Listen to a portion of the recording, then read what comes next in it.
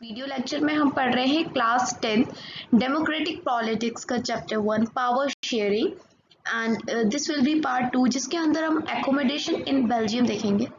इससे पहले हमने श्रीलंका का केस देखा था, अब हम एकोमोडेशन बेल्जियम यानी बेल्जियम में क्या स्थिति है वो देखने वाले हैं। यहाँ हम देख रहे हैं एकोमोडेशन इन बेल्जियम। तो बेल्जियम के जो लीडर्स थे उन्होंने एक अलग ही रास्ता अपनाया। उन्होंने वो काम नहीं किया था जो श्रीलंका में किया, जिसकी वजह से हिंसा हुई, कॉन्फ्लिक्ट्स हुई। इन्होंने एक अलग रास्ता अपनाया। सबसे अच्छा काम इन्होंने ये किया कि जो अलग अलग डिफरेंस के लोग हैं, कल्चर डाइवर्सिटी के लोग रह रहे थे बेल्जियम के अंदर, उन सबको मान्यता दे दी। 1970 से लेकर 1993 के अंदर इन्होंने अपने संविधान को 4 बार अमेंड किया ताकि सारे ही कम्युनिटी के लोग एक कंट्री में आराम से रह सके। ये अपने आप में बहुत अच्छी चीज़ है। इससे पहले किसी भी कंट्री ने ऐसा नहीं किया था और ये जो तरीका था ऐसे अरेंजमेंट बनाने का, इनका काफ़ी ज़्यादा इनोवेटिव था। अब मैं आपको कुछ ऐसे एलिमेंट्स बताने वाली हूँ जो बेल्जियन मॉडल ने अपने अंदर में इंक्लूड किए थे। उससे पहले हम देख लेते हैं एक बार कि बेल्जियम के अंदर कौन सी स्पीकिंग लैंग्वेज का मेजॉरिटी थी और माइनॉरिटी थी। स्टार्टिंग में मैंने आपको बताया था, अगर ओवरऑल देखी जाए तो ये अगर बेल्जियम का हमें मैप देखने को मिल रहा है तो इसमें सबसे ज़्यादा जो स्पीकिंग है वो है डच। ठीक, डच लोग जो है वो सबसे ज़्यादा है एंड देन जो फ्रांस के लोग हैं वो कम हैं। लेकिन अगर आप बात करें ब्रुसेल्स की, जो कि बेल्जियम का कैपिटल है, वहाँ कैपिटल के अंदर फ्रेंच लोग ज़्यादा हैं और डच कम है। ठीक, और जर्मन तो सभी से कम है, लगभग 1%। यहाँ देखिए, कॉन्स्टिट्यूशन ने बोला कि चाहे डच हो या फ्रेंच स्पीकिंग मिनिस्टर्स हो, सेंट्रल लेवल पे जितनी भी पोस्ट होंगी तो वो इक्वल डिवाइड होंगी। मान लीजिए अगर 100 पोस्ट है तो 50 डच की, 50 फ्रेंच लोगों की। ठीक है, और तमिल वाले लोगों ने क्या किया था कि सिर्फ सिन्हाला भाषा को ही मेजोरिटी के लिए यूज किया था और उसको ऑफिशियल लैंग्वेज बना रहे थे। लेकिन यहाँ पर क्या बोला गया है कि कुछ स्पेशल लॉज के अंदर आपको मेजोरिटी लानी पड़ेगी हर लिंग्विस्टिक ग्रुप के लिए। मतलब डच वाले भी उसमें मेजोरिटी लेके आएंगे और जो फ्रेंच बोलने वाले हैं वो भी मेजोरिटी लेके आएंगे और सबका अपना अपना एक एक उम्मीदवार रहेगा। वहां पर क्या था, सिर्फ सिन्हाला ही को माना जा रहा था लैंग्वेज को। ठीक है, और इस सब से क्या होगा कि कोई भी सिंगल कम्युनिटी के पास पावर नहीं होगी, अकेले सबके पास रहेगी। Many powers of the central government have been given to the state government of the two regions of the country. The state governments are not subordinate to the central government. अब यहाँ पर क्या कर दिया कि जो सेंट्रल गवर्नमेंट है, ऐसा नहीं है कि सिर्फ उसी की चलेगी, बहुत सारी पावर स्टेट गवर्नमेंट को भी कर दी। जैसे कि सेंट्रल में पीएम मोदी हैं, लेकिन अगर आप स्टेट्स में जाएं तो हर स्टेट में बीजेपी की सरकार तो नहीं है, कहीं कांग्रेस भी है। तो कांग्रेस चाहे, कांग्रेस के जो सीएम है जैसे पंजाब में थे तो वो अपने डिसीजंस ले लिया करते थे। उसी प्रकार से यहाँ पर स्टेट्स को बोला गया है कि आप सबऑर्डिनेट नहीं है सेंट्रल गवर्नमेंट के। एंड ब्रुसेल्स जो कि बेल्जियम का कैपिटल है, राजधानी है, यहाँ पर सेपरेट गवर्नमेंट बनाई गई थी जहाँ पर दोनों ही कम्युनिटीज को इक्वल रिप्रेजेंटेशन दी गई थी। और यहाँ पर फ्रेंच बोलने वाले लोगों ने एक्सेप्ट किया था equal representation in Brussels because Dutch speaking community has accepted equal representation in the central government. क्योंकि पूरा अगर ओवरऑल देखा जाए तो बेल्जियम के अंदर कौन से लोग ज्यादा थे, डच। तो डच लोगों ने स्वीकारा ना कि ठीक है, हम लोग 50% आपको दे देंगे, फ्रेंच लोगों को दे देंगे। तो अब जिम्मेदारी बनी इनका ये रूप देखकर कि ये लोग इतने अच्छे हैं, तो जहां ब्रुसेल्स में राजधानी के अंदर फ्रेंच बोलने वाले लोग ज्यादा थे, लेकिन उन्होंने भी कह दिया अगर आप हमारे लिए झुक सकते हैं तो हम भी आपके लिए झुक सकते हैं, आप हाथ बढ़ा सकते हैं तो हम भी हाथ बढ़ा सकते हैं। और इसी प्रकार से दोनों प्रॉब्लम सॉल्व हो गई। अब देखिए, सेंट्रल गवर्नमेंट आप समझते हैं, स्टेट गवर्नमेंट आप समझते हैं, लेकिन यहाँ पर एक तीसरी प्रकार की भी गवर्नमेंट थी जिसको हम कम्युनिटी गवर्नमेंट कहते हैं। ये किसके द्वारा इलेक्ट की जाती थी? तो कोई भी एक लैंग्वेज के जो लोग हैं, एक पर्टिकुलर कम्युनिटी के जो लोग हैं, उनके द्वारा एक आदमी को इलेक्ट किया जाता था। इसी को हम कम्युनिटी गवर्नमेंट कहते थे, फिर चाहे वो डच हो, फ्रेंच हो या जर्मन स्पीकिंग हो। इससे कोई फर्क नहीं पड़ता कि वो देश के यानी बेल्जियम के किस हिस्से में रहते हैं, लेकिन कम्युनिटी गवर्नमेंट को क्या पूरे राइट्स होते हैं कि कोई भी मुद्दा है कल्चर, एजुकेशन और लैंग्वेज से रिलेटेड, वहां पर आप काम करेंगे। ठीक है, तो कल्चर, लैंग्वेज और एजुकेशन से रिलेटेड मामलों में कम्युनिटी गवर्नमेंट काम करती थी। ठीक है, आपको लग रहा होगा कि ये बेल्जियन जो मॉडल है काफ़ी कॉम्प्लिकेटेड है, सेंट्रल गवर्नमेंट, स्टेट गवर्नमेंट और एक ये चीज़ नई नई कम्युनिटी गवर्नमेंट, है ना। लेकिन it indeed is very complicated even for people living in Belgium, but these arrangements have worked well so far. ये सिर्फ हमारे लिए ही कॉम्प्लिकेटेड नहीं है बच्चों, ये जो बेल्जियम में रहने वाले लोग हैं उनके लिए भी है। वो भूल जाते होंगे ना कई बार तो कि किसको वोट देना है, कौन किस पार्टी का है, या फिर कौन किस सरकार के अंडर आ रहा है। भैया कहीं सेंट्रल चल रही है, कहीं स्टेट चल रही है, तो कहीं कम्युनिटी चल रही है। लेकिन कितना भी ये टफ हो, इनके जो अरेंजमेंट्स थे उन्होंने काम करके दिखाया, और जैसा श्रीलंका में हमें देखने को मिला हिंसा वगैरह, वैसे यहाँ कॉन्फ्लिक्ट्स देखने को नहीं मिली हैं। ठीक है, यहाँ पर सिविक डिवाइड नहीं हुई दो मेजर कम्युनिटीज के अंदर, and possible division of country on the linguistic lines. आपको पता है अगर इसी प्रकार से कॉन्फ्लिक्ट्स होती रहती तो क्या होता, भाषा के आधार पर इस विभाजन हो जाता, ये कंट्री दो हिस्सों में बढ़ जाती, एक डच वाले हो जाते, एक फ्रांस वाले हो जाते। कुछ दिन बाद भले जर्मन कम थे लेकिन वो भी बोलने लगते, वो भी करने लगते, तो टूट जाती। लेकिन यहाँ पर ऐसा कुछ नहीं हुआ।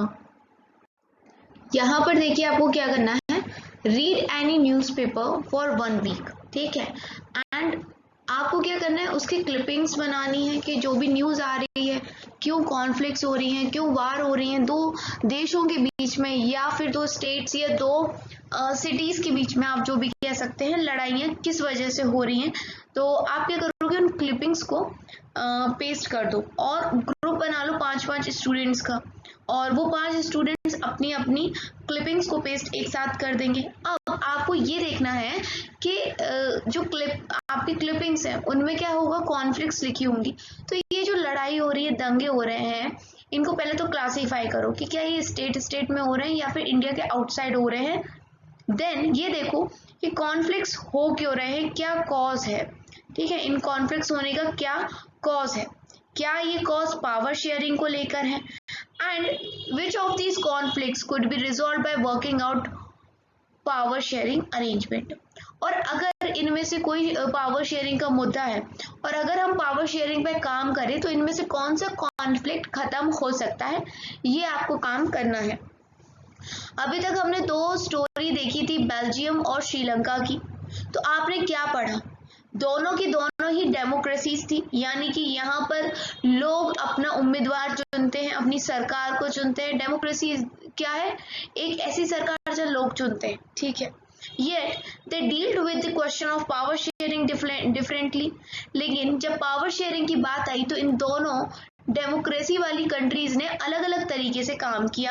बेल्जियम के अंदर लीडर्स ने ये रियलाइज किया कि unity of the country is possible only by respecting the feelings and interest of different communities and region. क्या समझ में आ गया बेल्जियम के लोगों को कि अगर आपको किसी देश की यूनिटी बनाए रखनी है वो तभी पॉसिबल है जब आप सब अलग अलग कम्युनिटी और रीजन के लोगों की फीलिंग्स की रिस्पेक्ट करेंगे। एंड इस अच्छे रियलाइजेशन ने क्या किया, एक म्यूचुअली एक्सेप्टेबल अरेंजमेंट बना दिया जिसे हम शेयरिंग पावर कहते हैं या पावर शेयरिंग कहते हैं। और दोनों ही बोलने वाले मेजर ग्रुप्स जो थे, Dutch speaking and French speaking, वो आराम से रहने लग गए, समझौता हो गया एक तरीके से। लेकिन श्रीलंका शोज अस अ कॉन्ट्रास्टिंग एग्जाम्पल, एकदम उल्टा श्रीलंका ने हमें एग्जाम्पल दिया कि यहाँ पर जो मेजोरिटी कम्युनिटी थी वो अपना फोर्स कर रही थी, माइनॉरिटी को डोमिनेंस दिखाने की कोशिश कर रही थी और मना कर दिया था कि हम पावर शेयरिंग नहीं करेंगे, ठीक है, जिसकी वजह से जो यूनिटी थी, जो स्थिरता थी, स्टेबिलिटी थी कंट्री में, वो खराब हो गई, बर्बाद हो गई। Why power sharing is desirable? I think अगर ये क्वेश्चन आपको आता है एग्जाम में तो आप क्या करोगे, आप दोनों एग्जाम्पल्स लेके आ जाओगे, बेल्जियम और श्रीलंका का, है ना, लेकिन आपको नॉर्मल भी पता होना चाहिए उसके अलावा भी, क्योंकि वो तो आपको सिर्फ एक एग्जाम्पल के तौर पे दिया है। Thus, two different sets of reason can be given in favor of power sharing, ठीक है। पावर शेयरिंग के फेवर में हम दो बातें बोल सकते हैं। पहली, ये पावर शेयरिंग अच्छी है, क्यों? क्योंकि ये पॉसिबिलिटी को कम करती है कि दो अलग अलग सोशल ग्रुप्स के अंदर कॉन्फ्लिक्ट्स होंगी, एंड क्योंकि सोशल कॉन्फ्लिक्ट्स ना क्या करती हैं, वायलेंस क्रिएट करती हैं, और जब दंगे फसाद होने लगते हैं तो किसी भी कंट्री की जो स्टेबिलिटी है ना वो बनी नहीं रहती, वहां पर इनस्टेबिलिटी आ जाती है। तो इसीलिए हम कह सकते हैं कि power sharing is a good way to ensure the stability of political order. Imposing the will of majority community over others may look like an attractive option in the short run, but in the long term, it undermines the unity of the nation. Tyranny of the majority is not just oppressive for the minority, it often brings ruin to the majority as well. तो देखिए, कई बार क्या होता है, लोगों को लगता है कि हम मेजोरिटी में हैं तो हम माइनॉरिटी को दबा लेंगे, लेकिन सुनिए, कब तक दबाएंगे? कभी ना कभी तो आवाज उठती है ना, एंड फिर ये सारी जो चीजें हैं वो खराब हो जाती हैं। इससे अच्छा है कि आप पहले से ही पावर शेयरिंग करके चलें। सेकंड, ये हो सकता है एक डीपर रीजन कि क्यों पावर शेयरिंग डेमोक्रेसीज के लिए अच्छी है, क्योंकि पावर शेयरिंग स्पिरिट है डेमोक्रेसी की। यहाँ हर बंदे को हक है कि हम अपना उम्मीदवार खड़ा कर सकते हैं, अपना नेता चुन सकते हैं। A democratic rule involves sharing power with those affected by its exercise and who have to live with its effect. People have a right to be consulted on how they are to be governed. समझ रहे हो? A legitimate government is one where citizens through participation acquire a stake in the system. Let us call the first set of reason prudential and the second moral. तो पहला जो मैंने आपको reason दिया था, ये हमने दो रीजन पढ़े, उसको हम प्रूडेंशियल कह सकते हैं एंड द सेकंड को हम मॉरल कह सकते हैं। जो प्रूडेंशियल रीजन था उसने स्ट्रेस किया that power sharing will bring out better outcomes, ठीक है। क्यों बेटर आउटकम्स? क्यों? क्योंकि स्टेबिलिटी बनी रहेगी, इनस्टेबिलिटी नहीं आएगी, वायलेंस नहीं होगा, ठीक है, कंट्री आराम से आपकी चलती रहेगी। लेकिन मॉरल रीजन ने क्या एम्फसाइज किया? The very act as valuable, ठीक है। तो दूसरे मॉरल रीजन ने अपन को बताया कि पावर शेयरिंग वैल्यूएबल है, अच्छा है। अब देखो, आपको मैंने ये why power sharing is desirable, इसके दो वो बता दिए हैं कि क्यों, दो पॉइंट्स बता दिए, ठीक है। एक प्रूडेंशियल था, दूसरा मॉरल था। अब यहाँ पर एक कार्टून टाइप्स का बना है ये पिक्चर, देखिए, फाइन जर्मन इंजीनियरिंग लिखा है इस पे, और अगर आप गौर से देखेंगे तो इस गाड़ी में क्या बना हुआ लिखा है, जर्मन गवर्नमेंट, ठीक है। तो ये कार्टून क्या बताना चाहता है आपको? ये प्रॉब्लम्स दिखा रहा है जो जर्मनी में चल रही हैं, ठीक है। जर्मनी में जो सरकार है, ग्रांड कोalition की गवर्नमेंट है, मतलब गठबंधन से बनी हुई जो सरकार है, उसमें दो मेजर पार्टीज हैं। एक है क्रिश्चियन डेमोक्रेटिक यूनियन और दूसरी है सोशल डेमोक्रेटिक पार्टी, ठीक है। ये दिखाया गया है। The two parties are historically rivals to each other. अभी तो गठबंधन बना, लेकिन इससे पहले अगर देखा जाए इतिहास उठा के जर्मनी का, तो ये दोनों पार्टी एक दूसरे के दुश्मन थे। एंड अब इन्होंने क्या करा, गठबंधन कर लिया, क्योंकि इनमें से दोनों ही पार्टी को मेजोरिटी नहीं मिल रही थी। तो अगर ये लोग गठबंधन नहीं करते तो कोई भी रूल नहीं कर पाता, इसलिए इन्होंने गठबंधन कर लिया, ठीक है, 2005 के इलेक्शन में। And they take divergent position on several policy matters but still jointly run the government. अब ये क्या करते हैं, एकदम कोई भी पॉलिसी होती है, कोई मैटर होता है ना, तो इन पे अब क्योंकि पहले से सदियों से इनकी राइवलरी चलती आ रही है, तो इनके ओपिनियन मैच नहीं खाते और ये लोग एकदम डाइवर्जेंट निर्णय लेते हैं, अलग अलग, मतलब अलग अलग दिशा में ही लेते हैं। और इससे ये दिख भी रहा होगा, देखो एक इधर से चलाएगा एक इधर से चलाएगा, तो क्या गाड़ी चल सकती है क्या? एक सेकेंड, नहीं चल सकती। लेकिन ये कार्टून है और कार्टून आपको ये दिखाया जा रहा है कि जर्मन गवर्नमेंट नाम की इस गाड़ी को ये दो जो पार्टीज हैं, Christian democratic union and social democratic party, ये दोनों मिलके चला रहे हैं, यानी पावर शेयरिंग यहाँ भी हो रही है। ठीक, तो देखिए अभी मैंने आपको बताया था कि why power sharing is desirable, तो 2 पॉइंट्स बताए थे, जिसमें पहला वाला जो पॉइंट था वो था prudential and second one is moral. तो जो प्रूडेंशियल होता है वो क्या होता है बेटा, बेस्ड होता है प्रूडेंस पे। तो प्रूडेंस का मतलब होता है विवेक, यानी पूरी सावधानी से आपने जो कैलकुलेशंस की हैं केयरफुली कि क्या आपको लाभ होगा क्या हानि होगा, डिसीजन उस तरीके से लिए गए हैं, उसको अपन प्रूडेंशियल कहते हैं। ठीक है, और प्रूडेंशियल डिसीजन ना थोड़े से डिफरेंट होते हैं, उल्टे हो सकते हैं, आप कह सकते हो कॉन्ट्रास्ट करते हैं मॉरल डिसीजन से। ठीक है, ये बात हो गई यहाँ पर। अब देखो ये एनिटी है, ये स्टडी करती है एक डच मीडियम स्कूल में जो कि नदर्न रीजन में है बेल्जियम के। अब यहाँ पर बहुत सारे फ्रेंच बोलने वाले स्टूडेंट्स हैं इसके स्कूल में, जो क्या चाहते हैं कि हम फ्रेंच बोलते हैं तो यहाँ पर मीडियम ऑफ इंस्ट्रक्शन भी फ्रेंच ही होना चाहिए। अब सेल्वी नाम की एक लड़की है जो नदर्न रीजन ऑफ श्रीलंका में पढ़ती है, और all students in a school are Tamil speaking and they want the medium of instruction to be Tamil. ठीक है, if parents of Anita and Selvi were to approach respective governments to realize the desire of the child who is more likely to succeed and why। अब बताओ, अब इनके parents चाहते हैं अपनी अपनी बात को लेके, तो किसकी पहले सुनी जाएगी और क्यों? तो ऑब्वियस ही बात है बेल्जियम वाले की बात पहले सुनी जाएगी, एनिटी की बात, पेरेंट्स की बात सुनी जाएगी, क्योंकि वहां पर पावर शेयरिंग है और सभी कल्चर और कम्युनिटी के लोगों को इक्वल अपॉर्चुनिटी दी जा रही है, हर चीज में इक्वल राइट्स दिए जा रहे हैं। जबकि श्रीलंका के अंदर मेजोरिटी वाली जो पावर है, यानी सिन्हला वाले जो लोग हैं, वो तमिल को आगे बढ़ने नहीं देंगे, डोमिनेंस दिखाएंगे। इसलिए ज़्यादा चांसेस क्या है कि जो बेल्जियम वाला केस है वो आराम से हो जाएगा सॉल्व। सो यहाँ हम देखेंगे खालिद तलाइमा। देखो आपने विक्रम बेताल की कहानी सुनी होगी, भूत होता है, विक्रम एक राजा होता है, उसके ऊपर वो बैठा रहता है, कहानियां सुनाता है उसको। तो यहाँ पर मॉडर्न टाइप के विक्रम बेताल है, बाइक पे जा रहे हैं, विक्रम चला रहा है और पीछे बेताल बैठा है, और क्योंकि विक्रम सो ना जाए इसलिए बेताल उसको कहानी सुना रहा है।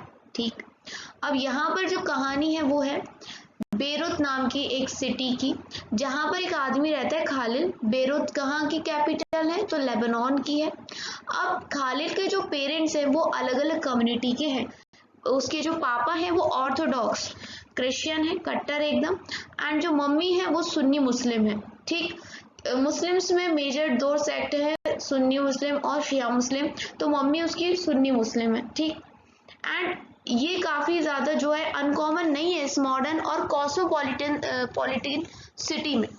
पीपल जो अलग अलग कम्युनिटीज़ के हैं वो लेबनान आते हैं, रहते हैं बैरूत के अंदर, एंड एक दूसरे के साथ मिल भी जाते हैं। पहले यहाँ पर काफ़ी सारे वॉर्स भी हो चुके हैं, एंड इसमें जो खलील के एक अंकल हैं उनकी भी जान जा चुकी है इस सिविल वॉर के अंदर, अलग अलग कम्युनिटीज़ के बीच में हो गया था। एंड जब ये सिविल वॉर ख़त्म हुआ तो जो लेबनान के लीडर्स थे वो एक साथ आए और उन्होंने कुछ बेसिक रूल्स बना दिए, किसको लेके, पावर शेयरिंग को लेके। और इन रूल्स के अकॉर्डिंग जो कंट्री का प्रेसिडेंट होगा वो हमेशा एक Maronite sect of Catholic Christians का होगा, जो प्राइम मिनिस्टर होगा वो सुन्नी मुस्लिम कम्युनिटी का होगा, जो डेप्यूटी प्राइम मिनिस्टर होगा वो ऑर्थोडॉक्स क्रिश्चियन सेक्ट का होगा, एंड जो स्पीकर होगा वो शिया मुस्लिम्स का होगा। इस पैक्ट के अंदर Christians agree not to seek French protection. पहले क्या हो रहा था कि जब सिविल वॉर हो रहा था तो क्रिश्चियंस लोग फ्रांस से हेल्प लेते थे अपने बीच बचाव के लिए, मुस्लिम्स लोग कहाँ से लेते थे, दूसरे पड़ोसी राज्य से, जैसे सीरिया वगैरह जहाँ मुस्लिम मेजोरिटी लोग रहते हैं उनसे ले लिया करते थे। लेकिन अब इस समझौते के बाद दोनों ही क्रिश्चियन और मुस्लिम इस एग्रीमेंट को मानते हुए इस देश में आराम से रहने लग गए, ठीक है। और धीरे धीरे करके मुस्लिम्स भी अच्छी खासी मेजोरिटी में आ गए। देखिए, जो खलील है लेकिन उसको ये सिस्टम बिल्कुल भी नहीं अच्छा लगा। वो एक खलील कौन है? एक पॉपुलर, एक फेमस आदमी है जिसके अपने राजनीतिक एम्बिशन है, ठीक है। वो भी राजनीति पॉलिटिक्स में आगे जाना चाहता है, बट इस प्रेजेंट सिस्टम के अंदर उसको टॉप पोजीशन नहीं मिलने वाली। एंड वो किसी भी रिलीजन को नहीं मानता। उसके पापा मम्मी अलग अलग रिलीजन के थे, ना वो पिता का मानता है ना वो अपनी मम्मी का मानता है, किसी का भी नहीं मानता है। And he cannot understand why Lebanon can't be like any other normal democracy। उसको समझ में नहीं आता कि लेबनान और नॉर्मल डेमोक्रेसीज की तरह क्यों नहीं हो सकती है। Just hold an election, allow everyone to contest, and whoever wins maximum votes becomes the president, no matter which community he comes from। जैसे इंडिया में होता है ना? Why can't we do that like in other democracies of the world? He asked। तो उसके दिमाग में यही आता है कि हमारे ऐसे फिक्स क्यों कर दिया गया कि प्रेसिडेंट इसी कम्युनिटी का होगा, डेप्यूटी प्राइम मिनिस्टर इसी का होगा, ऐसे क्यों कर दिया? अलग जो बाकी देशों की में जो डेमोक्रेसी चलती है जिस फॉर्म की, उस तरीके का क्यों नहीं है हमारे यहाँ पर? His elders who have seen the bloodshed of the civil war tell him that the present system is the best guarantee for peace। उसके जो बड़े लोग हैं जिनसे वो ये क्वेश्चन पूछता है, वो बोलते हैं कि हमने ब्लड शेड देखा है जो सिविल वॉर की वजह से लेबनान में हुआ था, इसलिए यही प्रेजेंट सिस्टम है ना, वो बेस्ट तरीका है कि लेबनान में शांति बनी रहेगी। अब ये जो कहानी चल रही थी विक्रम बेताल की, ये कहानी तो खत्म नहीं हुई, बट वो कहाँ पहुंच गए? टीवी टावर के पास पहुंच गए जहाँ वो डेली स्टॉप होते थे। Betaal wrapped up quickly and posed his customary question to Vikram. क्या बोलता है बेताल? एक क्वेश्चन पूछता है, if you had the power to rewrite the rules in Lebanon what would you do? कि अगर आपके पास पावर्स होती कि आप लेबनान के रूल्स दोबारा लिख सकते तो आप क्या लिखते? Would you adopt the regular rules followed everywhere as Khalil suggestions? क्या आप लेबनान के लिए वही रूल लिखते जो बाकी डेमोक्रेसीज में चलते हैं जैसे कि खलील बोल रहा है? और जो अभी पुराने रूल चल रहे हैं कि हर एक सेक्ट के बंदों की पोस्ट को आपने पक्का कर दिया कि पीएम इसी का होगा, प्रेसिडेंट इसी सेक्ट का होगा, ऐसे करते या फिर कुछ और करते? क्या करते? Betaal did not forget to remind Vikram for their basic fact, if you have an answer in mind and yet do not speak up, your mobile will freeze and so will you. तो क्या आप आंसर दे सकते हैं? क्योंकि अगर ये answer नहीं देता है तो इसकी बाइक फ्रीज हो जाएगी। So can you help poor Vikram in answering Betaal? आप बता सकते हो कि आप होते तो आप क्या करते? सो आप प्लीज विक्रम की हेल्प करिए और कमेंट में बताइए कि अगर आपको लेबनान के रूल्स लिखने का मौका मिलता तो आप क्या करते। नेक्स्ट वीडियो में हम पढ़ेंगे forms of power sharing. Do like, share and subscribe to my channel Sakshi's Vidya Sadhana. Thank you.